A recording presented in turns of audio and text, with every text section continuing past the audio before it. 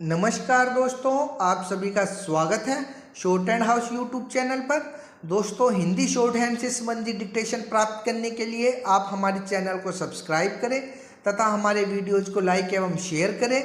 यह dictation GD Bisht sir की उच्च गति लेखन पुस्तिका से उन्हीं की वॉइस में रहेगी, जिनका आप बार बार अभ्यास कीजिए तथा उसे ट्रांसक्राइब जरूर कीजिए। चलिए, ज़्यादा समय न लेते हुए हम डिक्टेशन स्टार्ट करेंगे। अभ्यास 5 और 6। उपसभापति जी, मैं सिवाय इसके कि इस बिल का विरोध करूं, इसके पक्ष और विपक्ष में कुछ तर्क प्रस्तुत करना चाहता हूं। मेरा निवेदन है कि इस सदन में ऐसे अनेक लोग हैं और उनका ख्याल है कि इसके सिवाय कि लोगों का बलात् धर्म परिवर्तन किया गया है और यह प्रयत्न किया गया है कि लोगों में आपस में भाईचारा न हो, अलावा इसके और कोई दुष्परिणाम उस कानून के नहीं हो सकते जो अभी लागू किया गया है।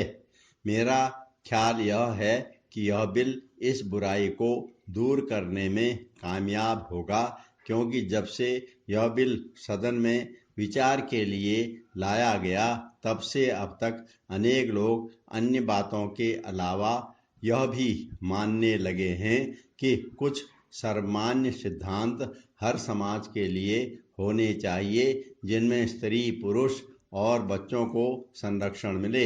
इस देश को सोने की चिड़िया कहा जाता रहा है और अन्य बातों के साथ ही साथ यहाँ की परंपराओं को भी लोग समझते हैं और इनके समर्थन में अपने यहाँ भी दलीलें देते हैं।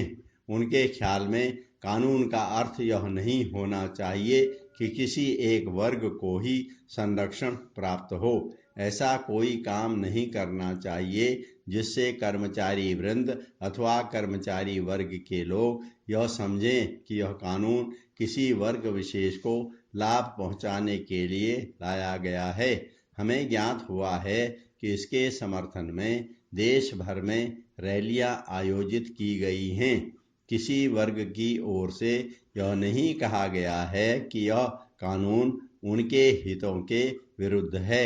यह नहीं कहा जा सकता है कि यह विरोध किसी समाज की ओर से हुआ है अथवा केवल विरोधी पक्ष दलों ने इसे जन्म दिया है। मैं भी यह नहीं कह सकता कि जो कुछ नियम निश्चित किए गए हैं उनके बारे में वह समझेंगे कि ये ठीक नहीं है। जब यह बिल पेश किया गया था तो इसी सदन में हर्षद ध्वनि एवं करतल ध्वनि के साथ सभी सदस्यों ने इसका स्वागत किया था। मेरे निकटतम सहयोगी भूतपूर्व मंत्री ने भी इसकी सराहना की थी। मेरा ख्याल यही है कि यह कानून देश के हित में है और सिवाय इस बात के कि इसे राजनीतिक विरोध का सामना करना पड़ रहा है और कोई ठोस कारण इसके विरोध में नहीं आया।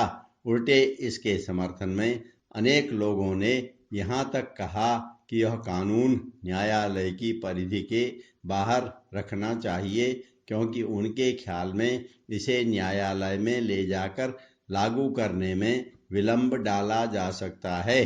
अतः मेरा अनुरोध है और निवेदन है कि सभी लोग इसके समर्थन में अपना मत दें और करतल ध्वनि से इसका समर्थन करें। जब से यह बिल आया तब से अभी तक कई सदस्य इसका समर्थन कर चुके हैं। यदि पिछले सालों में ही यह बिल आ जाता तो तब से आज तक लोगों का कष्ट काफी हद तक दूर हो गया होता। भारत गणराज्य की वर्षगांठ हम हर वर्ष 26 जनवरी को मनाते हैं।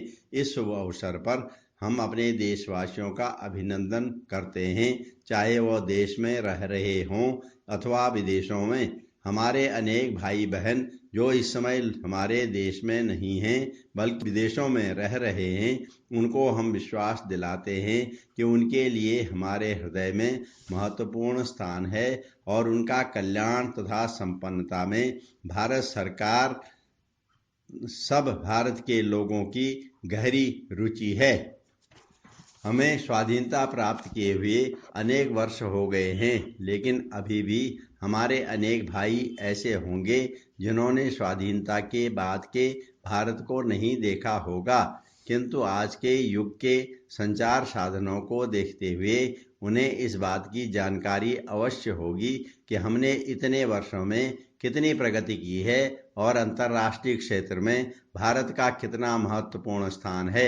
हमने अपने देश के विकास के लिए पंचवर्षीय योजनाओं का सहारा लिया। हमारी 5 पंचवर्षीय योजनाएं संपन्न हो चुकी हैं और अगली पंचवर्षीय योजना चल रही है। इन योजनाओं के अंतर्गत हमने राष्ट्र निर्माण के जो लक्ष्य निर्धारित किए थे वे सभी प्राप्त कर लिए गए हैं। हमने अपने देश का औद्योगिकरण बड़ी तेजी के साथ किया है। इसका श्रेय भारत के प्रधानमंत्री श्री जवाहरलाल नेहरू को है।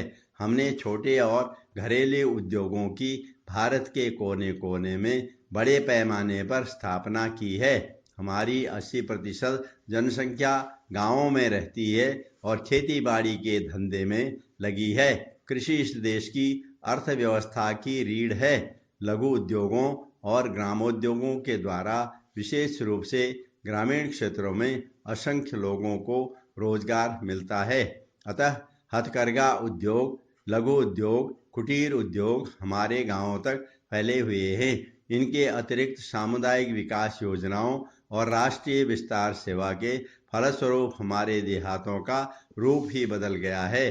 खेती, शिक्षा, स्वास्थ्य, सफाई, यातायात, ग्राम विद्युतीकरण के क्षेत्र में हमने उल्लेखनीय प्रगति की है। संयुक्त राष्ट्र संघ और उसके बाहर के क्षेत्र में भी भारत ने अहिंसा और शांतिपूर्ण सहअस्तित्व के सिद्धांत का प्रचार और प्रसार किया।